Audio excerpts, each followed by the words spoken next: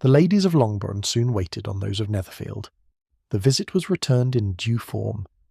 Miss Bennet's pleasing manners grew on the goodwill of Mrs. Hurst and Miss Bingley, and though the mother was found to be intolerable, and the younger sisters not worth speaking to, a wish of being better acquainted with them was expressed towards the two eldest.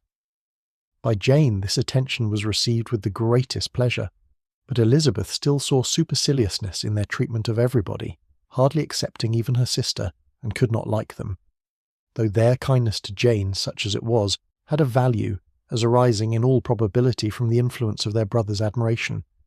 It was generally evident whenever they met that he did admire her, and to her it was equally evident that Jane was yielding to the preference which she had begun to entertain for him from the first, and was in a way to be very much in love, but she considered with pleasure that it was not likely to be discovered by the world in general, since Jane united with great strength of feeling, a composure of temper and an uniform cheerfulness of manner, which would guard her from the suspicions of the impertinent. She mentioned this to her friend, Miss Lucas.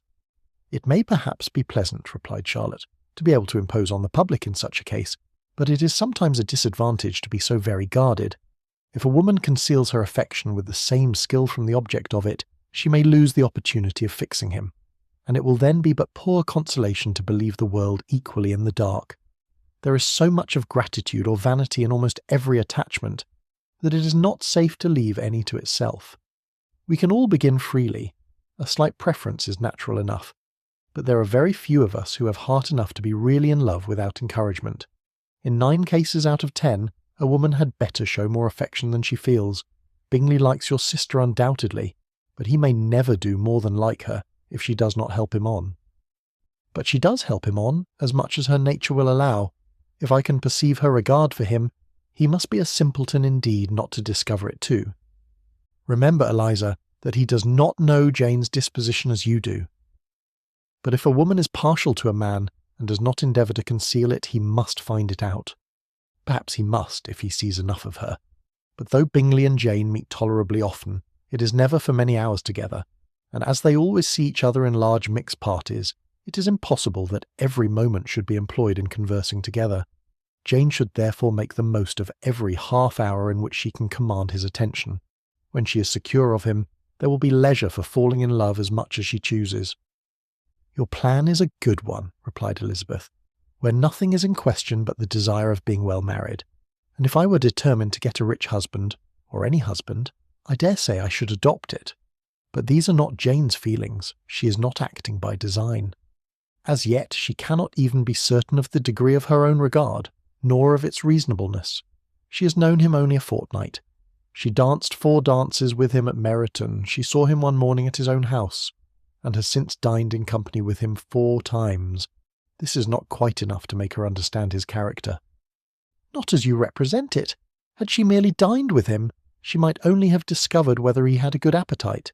But you must remember that 4 evenings have been also spent together, and 4 evenings may do a great deal.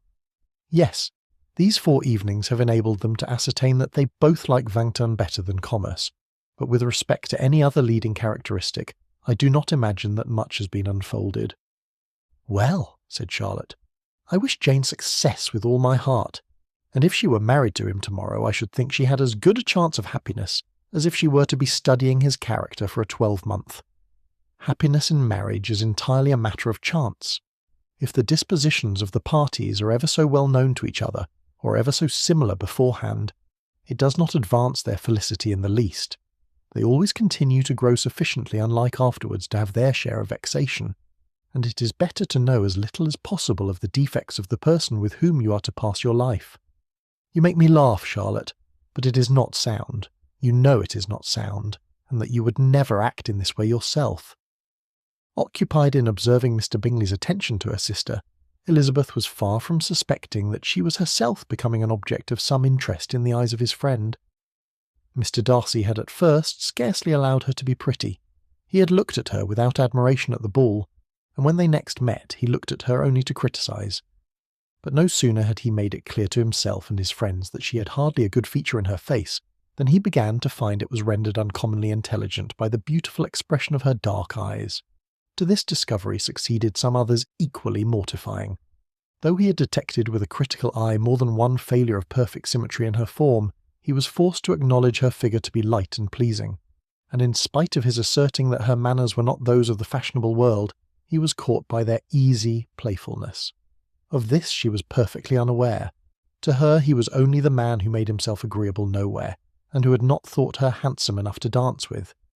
He began to wish to know more of her, and, as a step towards conversing with her himself, attended to her conversation with others. His doing so drew her notice. It was at Sir William Lucas's, where a large party were assembled. "What does Mr. Darcy mean," said she to Charlotte, "by listening to my conversation with Colonel Forster?" "That is a question which Mr. Darcy only can answer, but if he does it any more I shall certainly let him know that I see what he's about. He has a very satirical eye, and if I do not begin by being impertinent myself, I shall soon grow afraid of him." On his approaching them soon afterwards, though without seeming to have any intention of speaking, Miss Lucas defied her friend to mention such a subject to him, which immediately provoking Elizabeth to do it, she turned to him and said, "Did not you think, Mr. Darcy, that I expressed myself uncommonly well just now, when I was teasing Colonel Forster to give us a ball at Meryton?" "With great energy, but it is a subject which always makes a lady energetic. You are severe on us." "It will be her turn soon to be teased," said Miss Lucas. "I am going to open the instrument, Eliza, and you know what follows. You are a very strange creature by way of a friend, always wanting me to play and sing before anybody and everybody. If my vanity had taken a musical turn, you would have been invaluable. But as it is, I would really rather not sit down before those who must be in the habit of hearing the very best performers." On Miss Lucas's persevering, however, she added, "Very well, if it must be so, it must." And gravely glancing at Mr. Darcy, "There is a very fine old saying, which everybody here is of course familiar with. Keep your breath to cool your porridge, and I shall keep mine to swell my song." Her performance was pleasing, though by no means capital. After a song or two, and before she could reply to the entreaties of several that she would sing again, she was eagerly succeeded at the instrument by her sister Mary, who having, in consequence of being the only plain one in the family, worked hard for knowledge and accomplishments, was always impatient for display. Mary had neither genius nor taste, and though vanity had given her application, it had given her likewise a pedantic air and conceited manner, which would have injured a higher degree of excellence than she had reached. Elizabeth, easy and unaffected, had been listened to with much more pleasure, though not playing half so well, and Mary, at the end of a long concerto, was glad to purchase praise and gratitude by Scotch and Irish airs, at the request of her younger sisters, who with some of the Lucases and 2 or 3 officers joined eagerly in dancing at one end of the room. Mr. Darcy stood near them in silent indignation at such a mode of passing the evening, to the exclusion of all conversation, and was too much engrossed by his own thoughts to perceive that Sir William Lucas was his neighbour, till Sir William thus began. "What a charming amusement for young people this is, Mr. Darcy. There is nothing like dancing after all. I consider it as one of the first refinements of polished societies." "Certainly, sir, and it has the advantage also of being in vogue amongst the less polished societies of the world. Every savage can dance." Sir William only smiled. "Your friend performs delightfully," he continued after a pause on seeing Bingley join the group, "and I doubt not that you are an adept in the science yourself, Mr. Darcy." "You saw me dance at Meryton, I believe, sir." "Yes, indeed, and received no inconsiderable pleasure from the sight. Do you often dance at St. James's?" "Never, sir. Do you not think it would be a proper compliment to the place?" "It is a compliment which I never pay to any place if I can avoid it. You have a house in town, I conclude?" Mr. Darcy bowed. "I had once some thoughts of fixing in town myself, for I am fond of superior society, but I did not feel quite certain that the air of London would agree with Lady Lucas." He paused in hopes of an answer, but his companion was not disposed to make any, and Elizabeth at that instant moving towards them, he was struck with the notion of doing a very gallant thing, and called out to her, "My dear Miss Eliza, why are not you dancing? Mr. Darcy, you must allow me to present this young lady to you as a very desirable partner. You cannot refuse to dance, I am sure, when so much beauty is before you." and taking her hand he would have given it to Mr. Darcy, who, though extremely surprised, was not unwilling to receive it, when she instantly drew back and said with some discomposure to Sir William, "Indeed, sir, I have not the least intention of dancing. I entreat you not to suppose that I moved this way in order to beg for a partner. Mr. Darcy, with grave propriety, requested to be allowed the honour of her hand, but in vain. Elizabeth was determined, nor did Sir William at all shake her purpose by his attempt at persuasion. "You excel so much in the dance, Miss Eliza, that it's cruel to deny me the happiness of seeing you, and though this gentleman dislikes the amusement in general, he can have no objection, I'm sure, to oblige us for 1/2 hour." "Mr. Darcy is all politeness," said Elizabeth, smiling. "He is, indeed, but considering the inducement, my dear Miss Eliza, we cannot wonder at his complaisance, for who would object to such a partner?" Elizabeth looked archly and turned away. Her resistance had not injured her with the gentleman, and he was thinking of her with some complacency, when thus accosted by Miss Bingley. "I can guess the subject of your reverie." "I should imagine not. You are considering how insupportable it would be to pass many evenings in this manner, in such society, and indeed I am quite of your opinion. I was never more annoyed. The insipidity, and yet the noise, the nothingness, and yet the self-importance of all these people. What would I give to hear your strictures on them? Your conjecture is totally wrong, I assure you.